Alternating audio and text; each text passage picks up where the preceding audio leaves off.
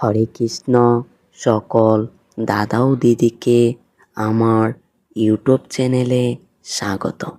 আজকের ভিডিওর আলোচ্য বিষয় হলো ভগবান শ্রীকৃষ্ণ এবং দেবী রাধার অষ্টসখীর নাম কি। অষ্টসখীর নামগুলো হলো ললিতা, বিশাখা, চিত্রলেখা, চম্পকলতা, তুঙ্গবিদ্যা, ইন্দুলেখা, রঙ্গদেবী এবং সুদেবী। এরা হলো ভগবান শ্রীকৃষ্ণ এবং দেবী রাধার অষ্টসখী।